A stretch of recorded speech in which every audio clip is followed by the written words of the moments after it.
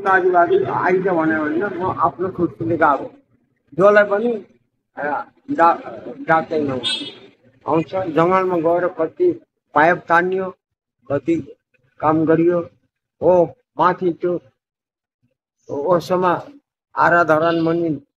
पहिरो गएको छ त्यहाँ पनि ढुङ्गा सर्दैछ ऊ पारी हिजो अस्ति कति गाडी ल्याए ढुङ्गा यो उमेरसम्म आइपुग्नु हुँदैन नि बाजे तपाईले आफ्नो समाजको लागि देशको लागि कहिले यसरी श्रमदान गर्नु भएको थियो अगाडि गरेको थिएँ मैले अब एउटा यो कसै मरिहाल्यो भने हाम्रो मेयरज्यूले मेरो एउटा इतिहास यस्तो कुराले ढुङ्गा बग्यो होइन गिटी कुट्यो उता यो पाइप तान्यो भन्ने एउटा रहला इतिहास रहला भन्ने पाइप तान्नु त तानिहाल्नु भयो ढुङ्गा बोक्ने पनि बोकिहाल्नु भयो तर तपाईँ चाहिँ यो धरानको यत्रो ठुलो सहर धरान चर्चित सहर धरान त्यही माथि धरानको अत्यधिक धेरै लोकप्रिय मेयर हर्क साम्पाङज्यूको होइन यो एउटा ठुलो कार्यक्रममा तपाईँ प्रमुख अतिथि पनि हुनुभयो नि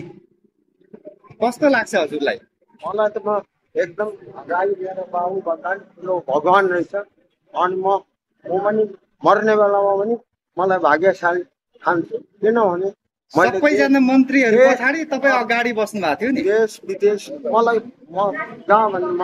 ओ तलन बस्छु देश विदेश देखाउने चाहिँ मेरो मेयर साहब हो मलाई उत्तरको प्रगति हो अब सुमिना पाराङले मलाई झन् आगे बढाओस् आशीर्वाद दिउन् म त्यति भन्दै ल धन्यवाद त्यसो भन्नुहुन्छ अब तपाईलाई त सबैले चिन्छन् काजी बहादुर गुरुङ भनेर हैन मलाई त कुकुर बिराली अब यहाँनिर अन्तिममा बाजेलाई सोध्छु आज त श्रम मेला लागिरहेछ नि रोजगार मेला तपाईँ चाहिँ किन आउनु भयो नि बाजे रोजगार मेलामा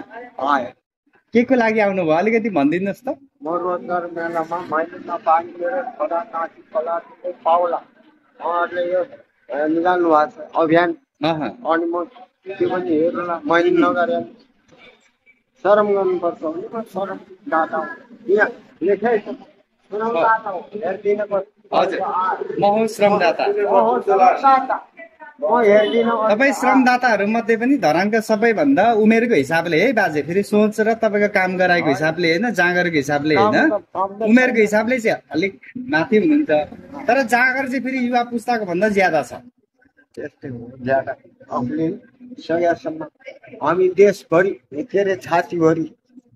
देश बगेर पाखुरामा विश्वास लिएर पाखुराले जब सकिन्छ हामी विश्वास लिएर गरिन्छ बाजेले अन्तिममा नि यो उमेरमा अलिकति माथि माथि जाँदै गएपछि हामी पनि तपाईँहरू जस्तै हुन्छौँ नि पछि यो मन चाहिँ बुढो हुँदैन रहेछ बाजे मनले चाहिँ कति काम गर भन्छ तपाईँलाई देशको लागि जब त यो प्राण रहन्छ त्यति समय गर धन्यवाद है।